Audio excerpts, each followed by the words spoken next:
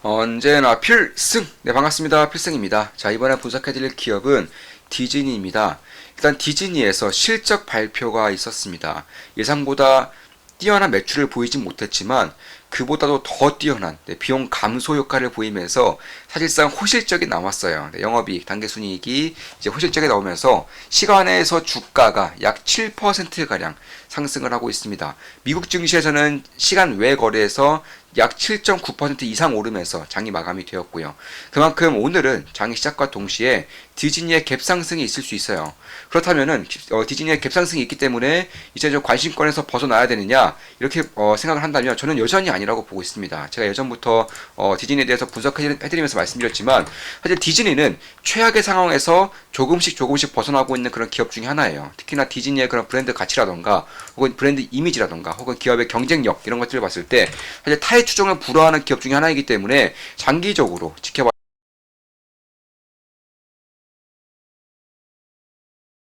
이런 분석을 좀 해드렸어요. 그때도 이제 대략 일주일 전쯤에 말씀드렸습니다. 디즈니가 폭등을 준비하고 있습니다.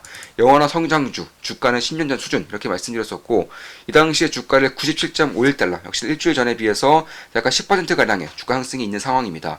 사실 이때도 말씀드렸지만 실적이 역대급으로 컨센서스가 형성되어 있기 때문에 컨센서스를 넘는 그런 실적을 발표하기에는 꽤나 어려울 수 있다. 특히 매출액 기준으로는 혹은 실적 기준으로는 더욱더 그렇다는 것이고 그런 것들을 봤을 때 이번에 디즈니의 실적은 제 예상대로 나왔어요. 컨센서스를 뛰어넘지 못했습니다.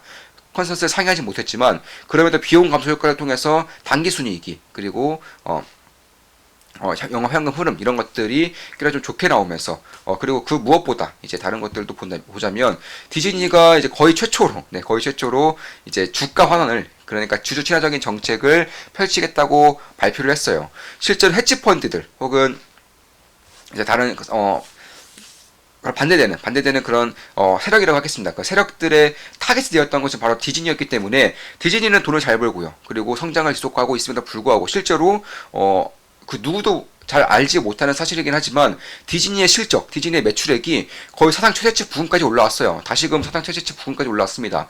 이미지가 워낙에 안 좋아져서 피사상으로 인해서 영화 산업이 워낙에 좀 망해서 디즈니의 실적이 안 좋을 것이라 예상하는 분들이 많지만 실제로 까고 보면 숫자는 굉장히 잘 나오고 있어요. 그러나 와중에서도 컨센서스가 워낙에 높게 잡혀 있었고 그리고 주주 환원책이 여전히 없었기 때문에 이제 반대 세력들 특히 헤지펀드들의 그런 공격 대상에 있었었는데 이번에 디즈니가 배당금을 50% 이상 늘리겠다고 발표를 했었고요. 특히 자사주를 4조 원, 4조 원을 매입하겠다 발표를 하면서 사실 실적보다도 이쪽에 대해서 훨씬 더 시장은 큰 기대를 하고 있지 않을까 개인적으로는 그렇게 보고 있는 것입니다.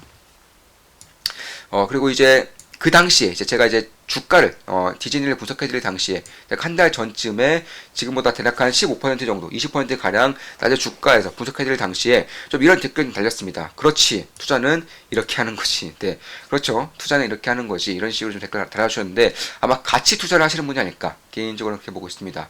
가치 투자를 하시기 때문에 좀 이런 식의 좀 댓글을 남겨드린 것 같고 남겨주신 것 같고요.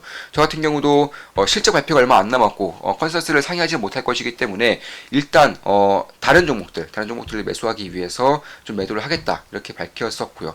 그래서 이제 다른 종목들도 뭐 좋은 수익을 내고 있기 때문에 사실 월트 디즈니를 그 당시 이제 약간의 수익을 보면서 매도를 했던 것이 좀 아까울 수 있지만 딱히 아깝지는 않아요. 왜냐하면 워낙에 제가 판 종목 혹은 제가 사지 않은 종목들이 급등했을 때에도 워낙 무덤덤한 그런 스타일이기도 하고 두 번째로는 다른 종목들을 매수한 것들이 오히려 더 많이 올랐어요. 디즈니보다 오히려 더 많이 올랐기 때문에 딱히 아깝진 않지만 그럼에도 저는 여전히 좀 디즈니에 대해서 좋게 보고 있고 좀 지켜봐야 한다. 이번 실적 발표 역시나 제 예상대로 컨센서스를 넘지 못했지만 예상도를 넘지 못했지만 그럼에도 어닝 서프라이즈라고 할 수 있을 만큼의 주주 환원 정책을 발표했기 때문에 앞으로 장기간 디즈니의 성장을 주주들도 함께 영위할 수 있다는 점에서 저는 꽤나 좀 유의미한 그런 행보를 보일 수 있겠다 이렇게 보고 있습니다.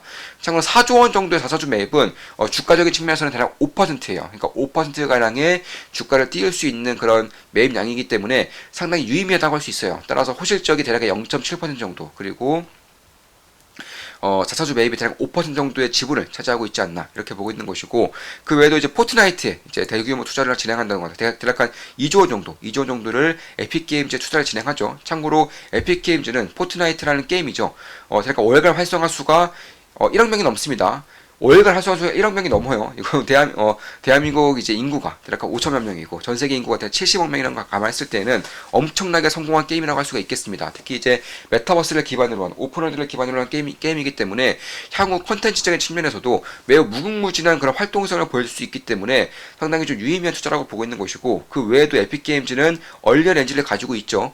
유니티와 쌍벽을 이루는 그런 게임 엔진 혹은 리얼 엔진을 가지고 있는 그런 거대 기업이기 때문에 이쪽에 2조 원 정도의 투자를 진행한다는 것도 상당한 의미가 있겠다 이렇게 보고 있습니다. 따라서 직접적으로는 포트나이트의 디즈니의 캐릭터들 혹은 디즈니의 그런 컨텐츠들이 유입된다는 것과 더불어서 이제 얼리얼 엔진이라는 그런 메타버스와 관련된 아주 핵심적인 역할을 할 수 있는 기업의 지분도 어느 정도는 가져갈 수 있다라는 점에서 자사주 매입과 그리고 에픽게임즈에 대한 투자, 이 두 가지가 저는 훨씬 더 크다고 보고 있고, 호실적은 거들 뿐이다. 개인적으로는 그렇게 보고 있습니다.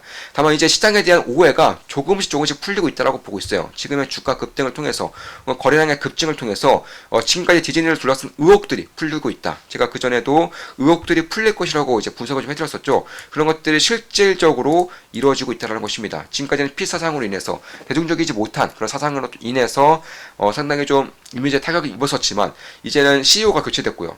디즈니의 신화를 이끌었었던 밥 아이거가 다시 돌아왔죠. 그리고 피사상에 물든 자들을 대규모 감원을 진행하고 있습니다. 이미 진행하고 있어요.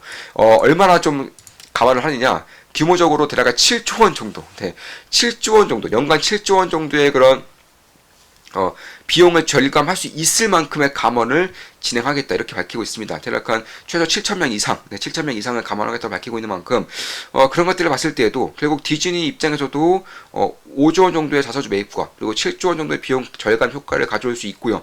특히나 이제 CEO가 다시 돌아왔고요. 전설적인 CEO가 돌아왔고 이제 잘못된 사상을 주입시켰던 인물들을 대거적으로 숙청을 좀 시키면서 디즈니의 그런 세상이 다시금 돌아올 수 있다는 점에서 특히 장기적으로 디즈니를 넘볼 수 있는 컨텐츠 기업이 사실상 존재하지가 않아요. 근데 전 세계적으로 그 어떤 기업도 컨텐츠적으로 디즈니를 뛰어넘을 수 있는 기업이 장기가 보이지 않을 것이기 때문에 그런 부분을 봤을 때 지금의 가치라던가 지금의 그런 밸류에이션이라던가 혹은 지금의 성장성, 지금의 그런 행보를 봤을 때에는 여전히 저는 매력적인 그런 구간대에 있다라고는 보고 있습니다. 따라서 제 매도한 이후에 약간 6%가량의 주가 상승이 추가적으로 발생하고 있지만 그럼에도 저는 여전히 좀 지켜볼 것이고요. 물론 제 모든 영상은 매수 매도 추천 리딩 절대 아닌 거 다들 알고 계시죠? 참고하시면 되겠습니다.